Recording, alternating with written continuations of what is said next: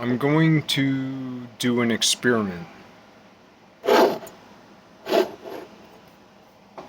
If it works, I'll continue. If not, I'll have to move on.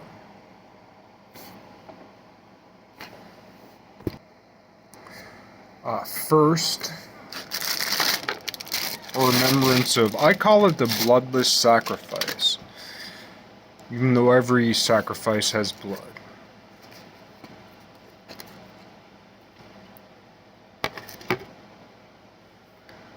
But Jesus was the last bloodless sacrifice, so every Eucharist, every communion,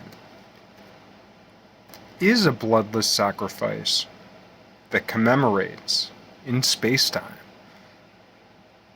the last blood sacrifice. Jesus is the Lamb of God, the slain Lamb, the last slain Lamb. So God, in the Word, or in the predominant literary, popular scope of the word,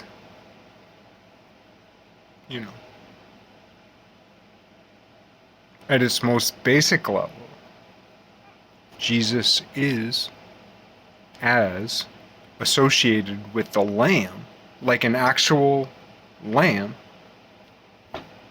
as he is with us. And we say, he died for the sins of the world.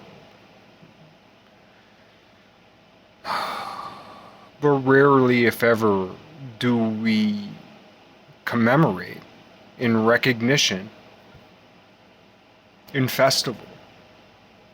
Rarely, almost never, do we commemorate. And there are those who have come before who have commemorated it. Mostly hidden, but some forthright, gently. It's different now.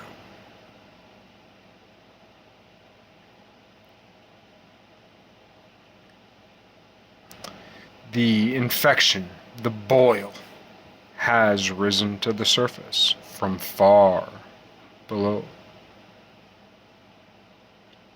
The abscess is visible to the world.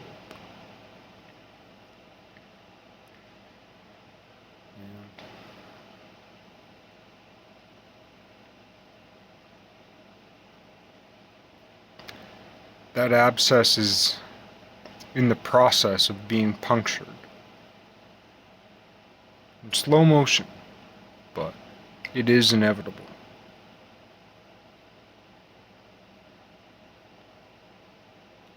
I call it the bloodless sacrifice. Because that's what we're doing when we're drinking grapes and eating wheat. The body and the body and blood, or rather the meat and the blood. But it's not meat and blood.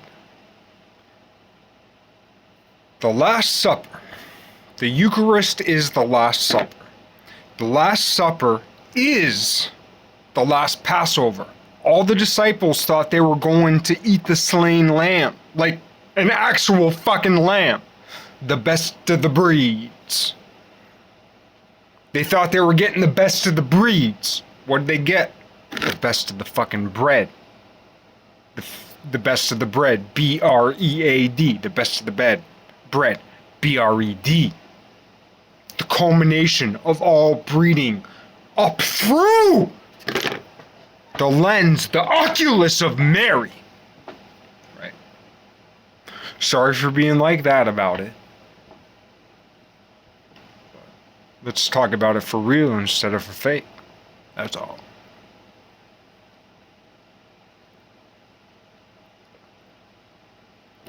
All the high convolutants, doesn't change the fact that, I don't know what, a week or two ago, a grizzly bear ripped open the door of a camper of a young logger man boy and ate him. The teeth of the world, the coldness beneath the atmosphere of the ozone. Right? There's an ozone layer around the Earth. Thank you, Mother Earth. Well, Mother Earth, Father Sky. Well, then what's the ozone?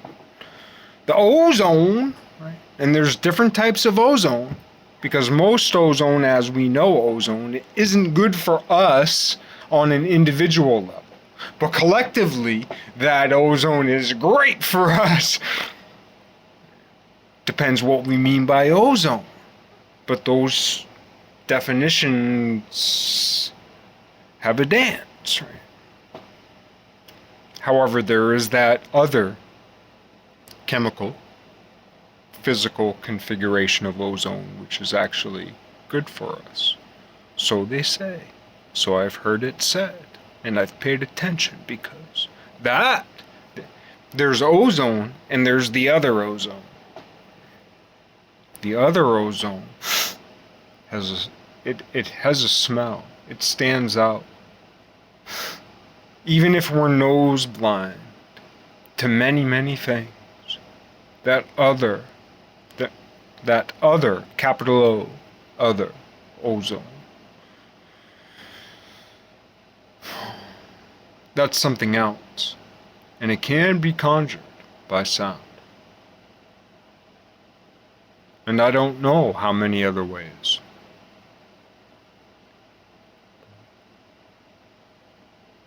Definitely many other ways.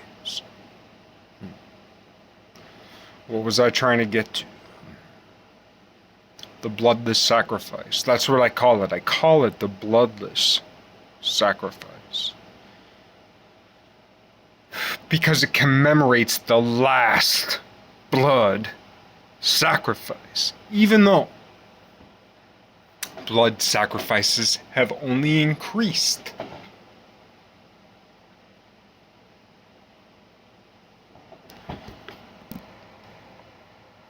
Blood sacrifices have only increased. But like at the beginning of that bell curve, at the beginning of the bell curve, so blood sacrifice was on the rise. And then Jesus happened. And now we're way up here, where there are way more blood sacrifices. It's just we don't call them that. We cloak them in the machinery of the industrialized marketplace. People blame empirism. People blame empirism for... Here's the thing. People say absolute power corrupts absolutely. That's the old Western way of talking about things, right? And then there's all that Machiavellian shit. People rarely, right? People put, and I'm sorry, okay. So I'm harshing on a certain narrative at this moment, though I give great praise to the narrator. There are a few who will figure that out. I understand why the narrator rhetoricizes with what some might call Neoplatonic logical perfection, which others would call Plotinosian distinction, whether through the lens of Augustine or not.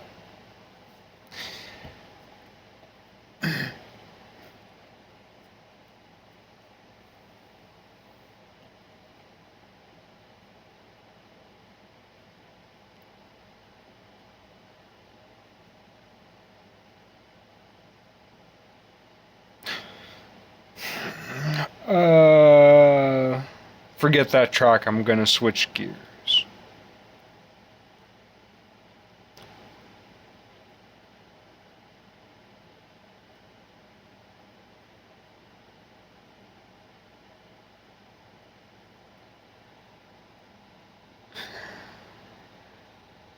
Do we want to go to heaven or do we want to go to hell? Now, we talk about the canon and we talk about the mystery. We talk about the logos and we talk about the mythos. The word, which is the logos, which is associated with logic. And words make stories.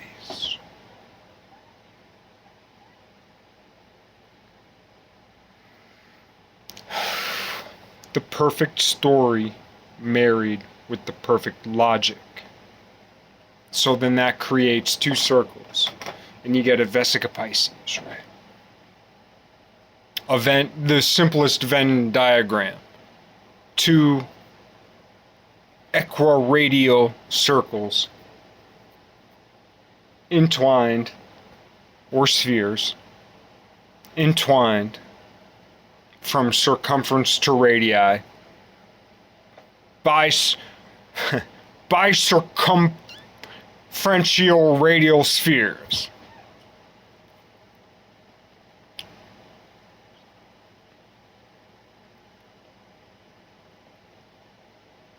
Who share a center.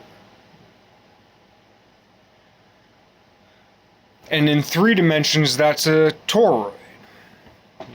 It's one kind of toroid. Equatoroid, I don't know. But toroids can be like really, really spread out. Like the Hadron Collider is a toroid, a really long tube, 2 radii spun around.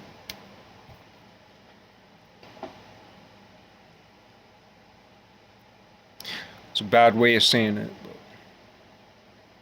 But a side view or a slice of a toroid. You get 2 circles. And where they come around. So it's like a line. It's a tube line. And it goes out so far. But anyway, the very special case of a toroid is a sphere. Most spheres are not a special case of a toroid. And most toroids are not a sphere. There is one perfect toroidal sphere. One perfect toroidal sphere, which means there are other toroidal spheres perfected,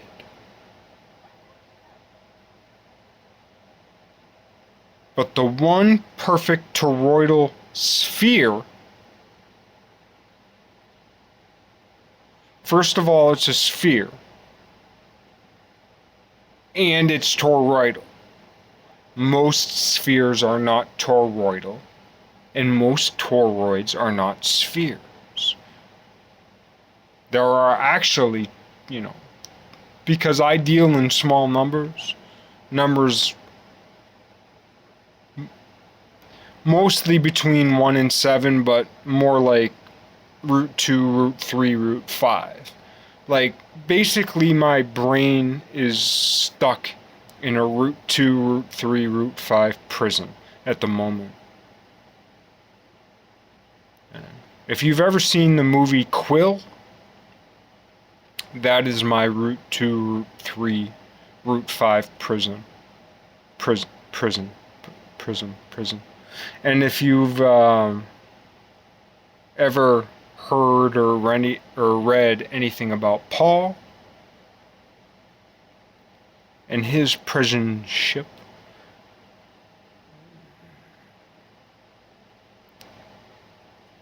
that is much like my root 2, root 3, root 5 prism. An impossible Pythagorean philosophy.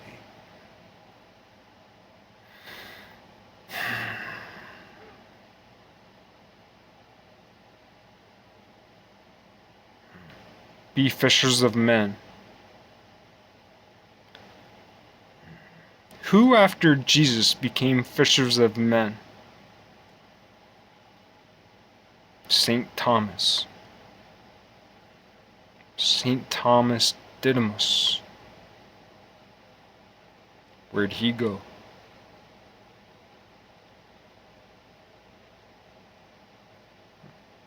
Can I remember what I was trying to get to? I'm always trying to get to Mary. And I'm always trying to get to the roots of Mary.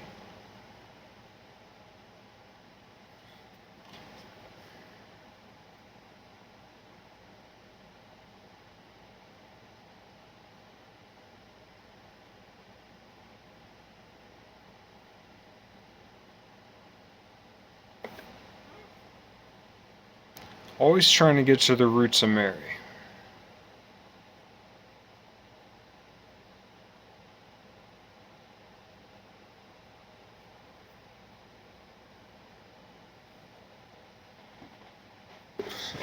That's not going to work.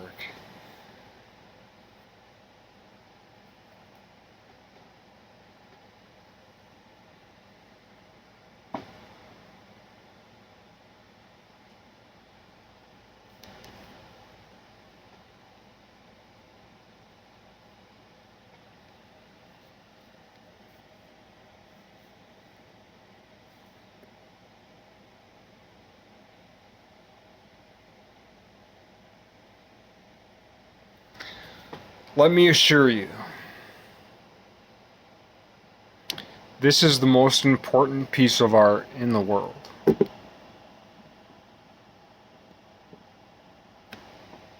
Mary Totten, let me assure you, because there's the most important issue in the world. There's so many things people are talking about. This, that, whatever. We're talking about borders. We're talking about abortion. We're talking about trans shit. We're talking about so many different things. War in Ukraine. Putin, the worst guy ever. January 6th insurrection, which was right before I right after I posted the video. You might want to check that out. But let me assure you, few of us have our finger close to the pulse. Now, I'm not saying I have it all right, and I'm not saying I'm going to be saved, because I have my finger to my pulse, and my pulse is telling me I do not have long. Or so long as I'd like, even though it's longer than I can imagine I can bear.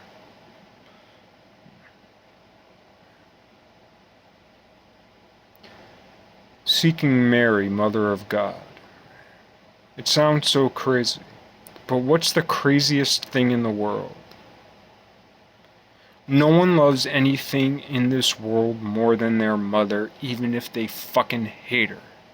Even if you hate your mom, there's nothing which invades your heart or invites your heart like your own mom. Your mom, the mom that you know.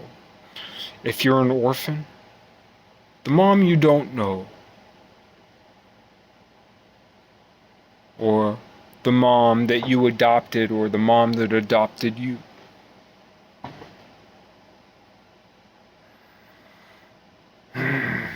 You either have in your mind's eye, in your mind's eye, in my mind's eye, in our mind's eye. It's a speculation, but I think a pretty good one. In our mind's eye, we are looking always, every moment, to our mother for that comfort.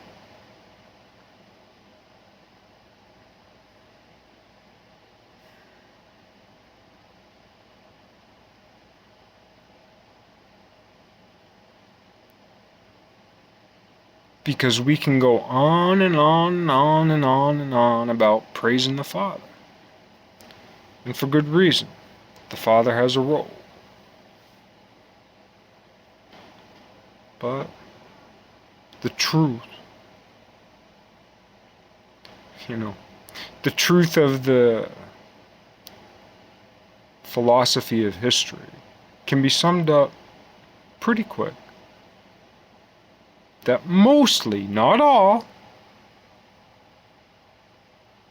not all, and not the most important part, but the dominant theme, because we think if we study philosophy, we're actually lovers of wisdom. And trust me, I'm speaking to myself. Do not ever underestimate the power of rhetoric and sophistry. And even though we learn about it, we learn about sophistry, we learn about rhetoric, usually within a school that has a particular bend, and no matter how slight that turn of philosophical rhetoric, over time, that curve will bring us somewhere.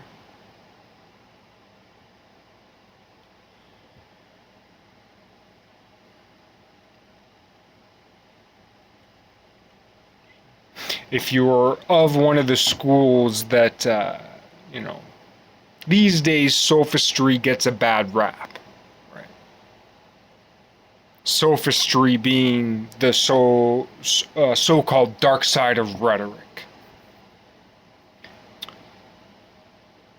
But it depends at what angle you're looking at it from.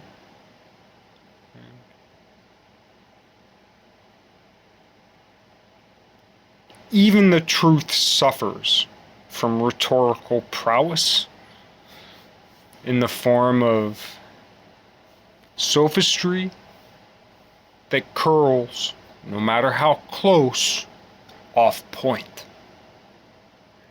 It curls. The best sophistry curls closest to the point, but then slingshots way the fuck out.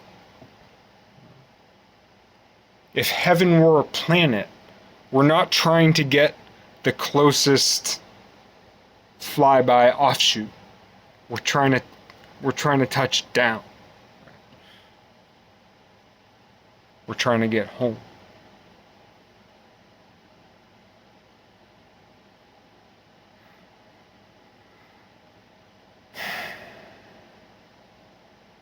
The bloodless sacrifice. This will probably take a couple takes. But yeah, the bloodless sacrifice. So let's start, And I'm not trying to step on anybody's toes about the Eucharist or communion or priesthood. But we should remember, I can't remember which church father wrote that the purpose of priests is to open doors for us that we cannot open for ourselves. That is the purpose of a priest. The job of a priest, and this involves, I guess you could say, the magic behind celibacy. Celibacy, if done correctly, as true asceticism. I'm not a true ascetic. I'm an oracle. That means I'm full of bad shit. But a true oracle is full of bad shit and still speaks the truth. A true oracle, because there are prophets and there are false prophets that battle against each other. And there are true oracles and there are false oracles that battle against each other. And it's really simple. True oracles are bonded with true prophets. True prophets are saved. True oracles are lost. True prophets go to heaven. True oracles go to hell. When true prophets go to heaven, they become perfected and come back to earth to fight as archangels. Saints, whether named or not. When true oracles go to hell, they slay demons. Saints marry angels, so to speak.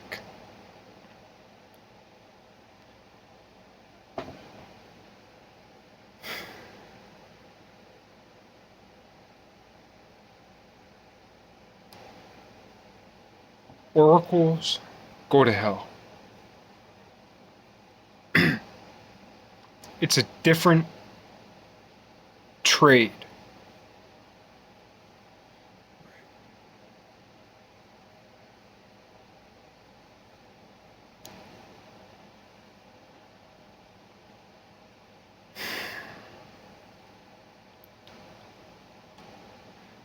Because oracles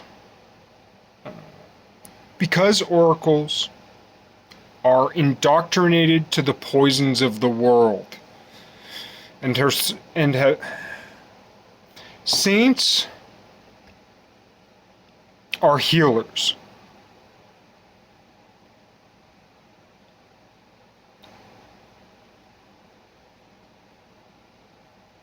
Oracles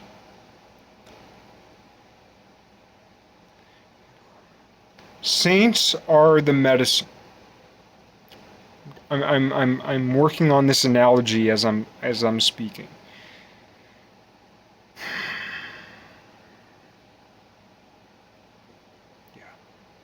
Saints are the healing medicines, or true. And in this case, when I'm saying saints, I mean true prophets. True prophets are the regenerative, healing, nutritive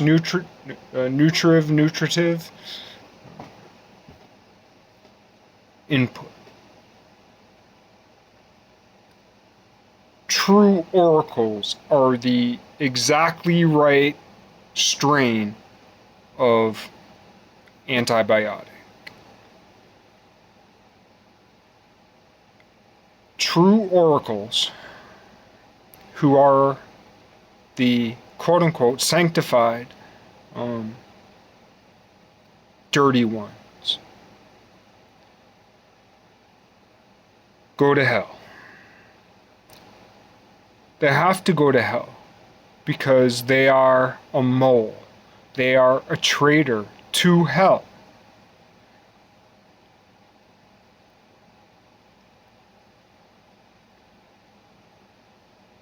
They're bad, they're lost, and they don't care. They fight for the truth anyway. The heroes of hell.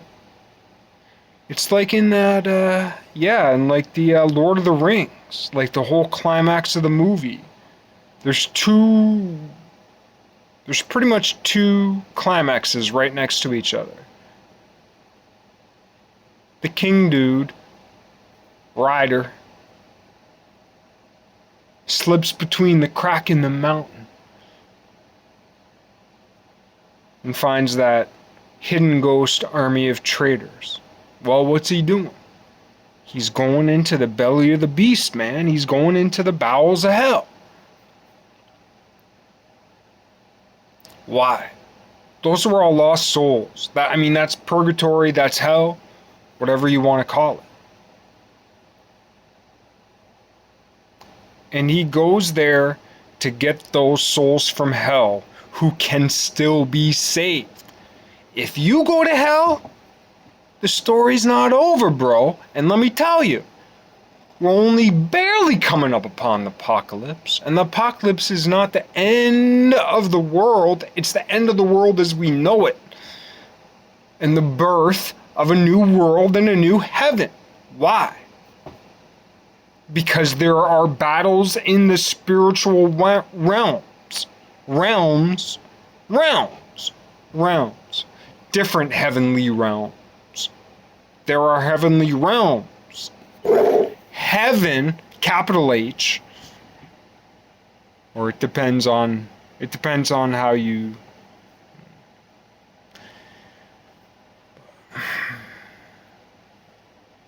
heaven proper, the God of gods, Allahs, Amuns, the tunes, whatever you call the God of God, that guy, that gal, that mama, that mind,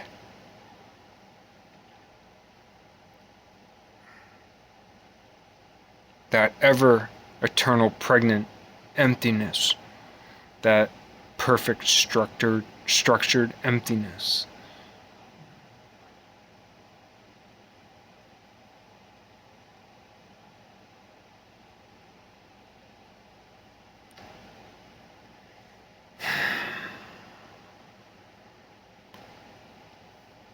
Once again, I'm swaying away. I'm going to have to cut that train of thought short. What am I trying to get to? The blood, the sacrifice. Experiment time. But before we do the experiment, we're going to bless it in a most embarrassing, humble way. I only have a little bit left as usual.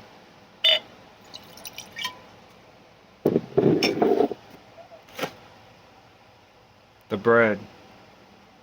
The body? Meat. Do animals have souls? Let me ask you this.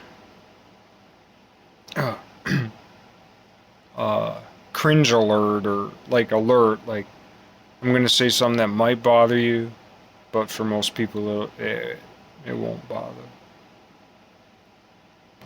I might bother you in a second or two.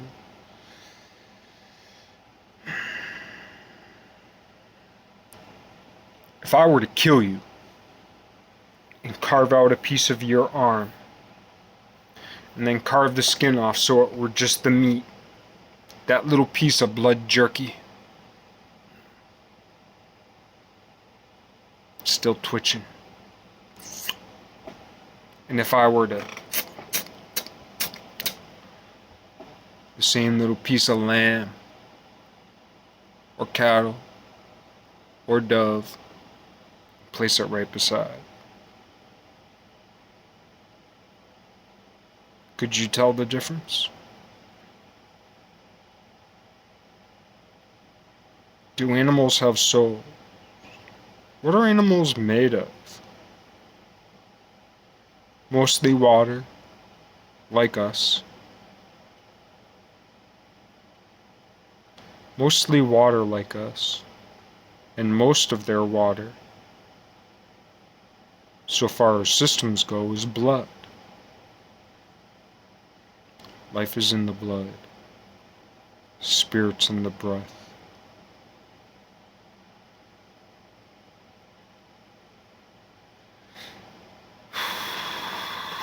They have a backbone like us. They have chromosomes like us. They have mitochondrial DNA like us.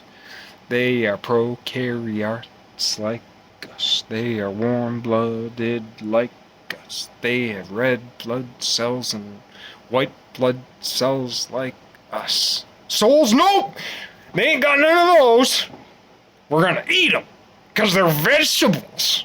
You know, chicken's a vegetable. So far as karma goes, it is interesting that the biggest bird species on Earth must be chickens. We kill like 50 billion a year, at least. Like not even, it's probably closer to 100 billion. Never mind eggs. So we're up into the, if you're a pro-life person, we're up into the 200 billion souls slain a year. But so far as karma goes, it's interesting that the chicken is such a close relative of Tyrannosaurus Rex. So that might, I'm not saying that's the truth or anything, but it sure is a interesting poetic contemplation.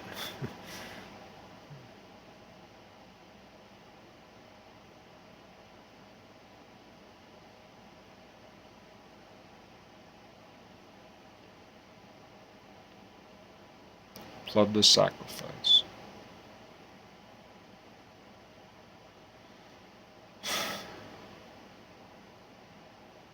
The Last Supper was the last Passover, which was the last blood sacrifice. Which is to say, even though blood sacrifices remain to this day, and even though somewhere between 50 and 300 billion chickens a year are sacrificed, we don't call it that when we run the bodies through a machine. So what's the innovation of a sacrifice? The innovation of a sacrifice is it actually leads people away from eating meat. That was the innovation of the formalized sacrifice. Because before sacrifice, before animal, this one's to the vegans, by the way. So if you're an atheistic vegan, let me explain to you why the formalization of animal sacrifice is so important and so benevolent. The reason it happened was because before sacrifices, there was no importance given to the killing of a thing. There's this meat suit. I will eat it. That's it. So get to it as soon as possible and just start eating it. And if we look in the wild kingdom today, and without YouTube and without all these videos, I would have never known. But watching and watching and watching again, mostly what I see is like, for the most part, predatory animals, animals that eat other animals, for the most part, don't even wait till the other animal is dead. They just start eating it as soon as possible. They get it and they start eating it. And most times they start eating it alive and it dies along the way. Is that scientific? Yes. Why? Because I've watched 1,000 fucking videos. And that's what I'm left with. And no one talks about it. And that's like the main thing that has stuck in my mind. And that's the importance of the visual and the oral tradition. Truths that we don't need books for, but experience. And now experience has taken a different mode. And if we're serious, we can still find seriousness through this safe mode that reminds us of how dangerous everything else is outside of our safe mode.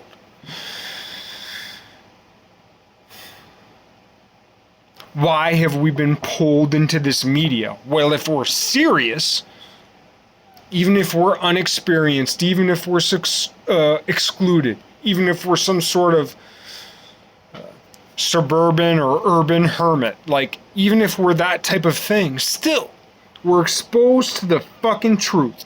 Why have we been pulled away from the wild? You know, the call to the wild, right? The call to the technic. Right? I'm a beneficiary of technology. Greatly. So all the people who talk about like the old ways and the old days and old traditions, this and that, and then there's that big line, that huge separation, and then all the people talking about the new shit and the this, that, whatever. You know. But between that isn't spoken is like, I'm the biggest dipshit in the world. And if it weren't for all this modern stuff, I'd be dead in the water. You know? But because I've been pulled away from the teeth and the grime of the world, at least the immediate teeth and the immediate grime that kills. Trust me, there's plenty of teeth in my life and plenty of grime.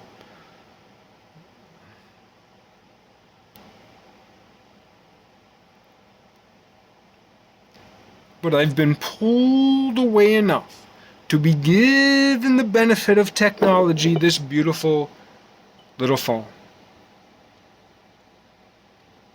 to learn, to take in, and to give.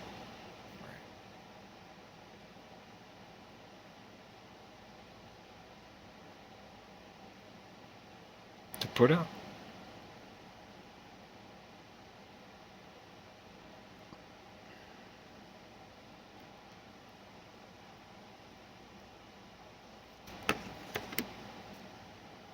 The bloodless sacrifice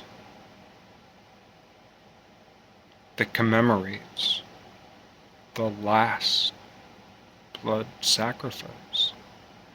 Because even though necks are still slit, domes are still busted,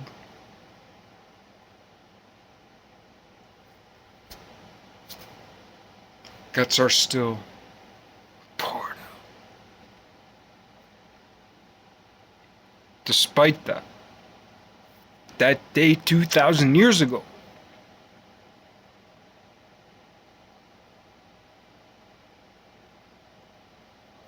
was the so-called day in eternity that proclaimed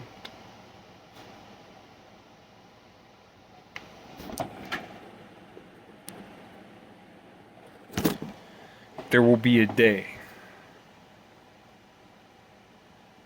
when never again does slain flesh cross this threshold.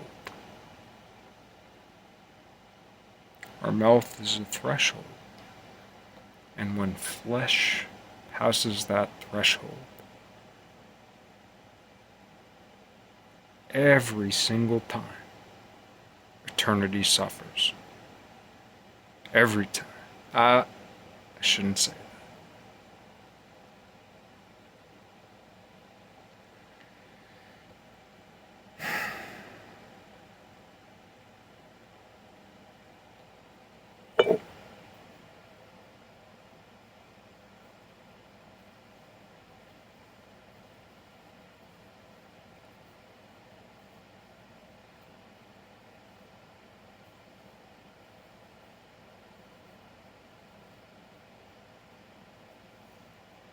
I'm not sure if this is going to work.